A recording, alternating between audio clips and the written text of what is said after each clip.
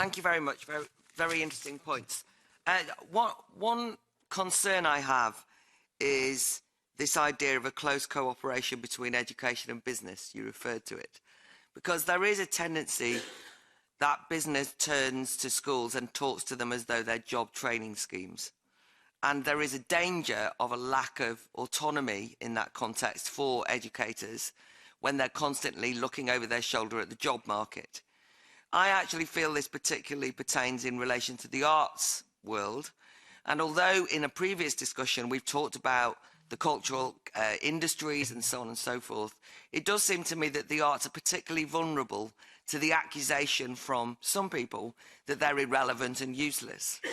People here, I know, will want to defend the arts for their own sake, but when I look at what's happening in the UK, in many instances the arts are being dropped from the curricula on the basis that they're not the kind of subjects that will help people get jobs. So I'm just wary of that instrumentalised approach. And then my just second query really is the idea of schools as key pillars of developing European democracy. There is always a danger, of course, when we ask that of schools, of asking them to deliver propaganda. So maybe you would just comment on that, because there is a danger. Obviously, there is a kind of sitting at, you know, whose version of democracy, is that a European-wide demand? And I simply say that because I think political education is something that needs to be very sensitively handled, and I wouldn't want to see anybody demanding that a particular brand of politics is promoted in schools, and I'm just querying it.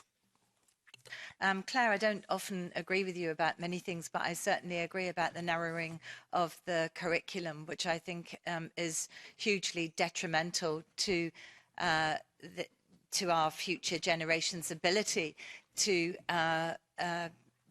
be independent-minded, to be questioning, to be curious, to solve problems, to be collaborative. I think that's a very important point. I was a school governor, so I have experience of being in a school and looking at the wider operation of a school and the kind of links that are made with community. And I think it's really important that all schools have this broad, inclusive approach to reaching out. And businesses also include social enterprise. Social enterprises shouldn't just include profit-making businesses or big corporate organisations. So, for example, I've been very concerned when large organisations like oil companies come in, or the military, for example, and you don't have a kind of balance or alternative to that. So I think we've got to look at the broader spectrum of what business might be. And as somebody who worked with the most deprived young people, the young people who are falling through every single social net you can imagine, were really excluded from all kinds of activities and really didn't have much sense of hope for the future. I can attest to the fact that the European projects that I worked on were nothing to do with propaganda at all, and everything to do with providing young people with extraordinary sense of dignity, awareness, skills they never had before, a sense of their own worth. And this includes young people with learning disabilities and autism. And I can give you examples of projects and programmes back in the UK, Headway Theatre in Northumberland, that I've worked with people with learning disabilities working on Erasmus Plus funded programmes. And the only sense of dignity they ever got in their life was from European funded programmes and not from anything that the British government ever gave to them. There's also a school for autistic children in Stockport in my region that was part of an Erasmus Plus programme. I didn't meet those children and young young people in Stockport. I met them here in Brussels when they were here with their peers who were autistic from all around Europe. And when I went to see them in their school in Stockport later on, they were running innovation and entrepreneurship programs. They were doing job and work experience. They'd set up cafes in their own community. That's not European propaganda.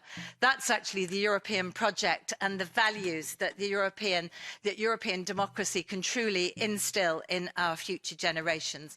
And I'm hugely sad that people like you are taking that away from the most excluded young people in our country.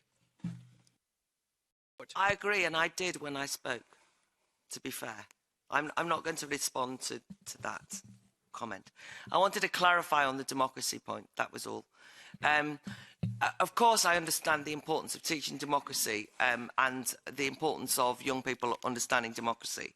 I wasn't making a snipe.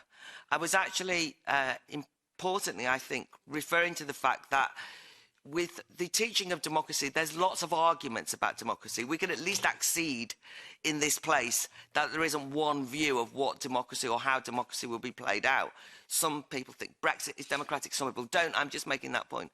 So I'm simply making the point that what can seem like quite a harmless thing to say, which is that the teaching of citizenship and democracy in schools in different nation states can be interpreted in different ways. And I was saying that, and I think it's important, that often education in schools, and I've been a teacher for many years working with the most deprived students despite other snipes. That's my background, working in the arts and education, and I've seen the way different governments try and use schools as a way of promoting their own political agendas. And I was simply pointing out this is something to be wary of.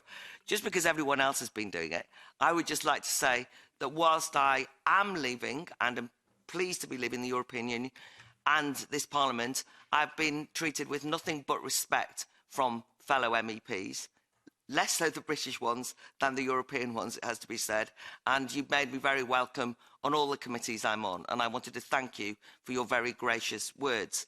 I'm pro-European. I intend to have relations with Europe well after we leave the European Union. I'm anti the EU, but I'm pro-European and I consider myself a European. But to thank you, Chair, because I've spoken a few times in this committee, I've thoroughly enjoyed being here. Thank you very much.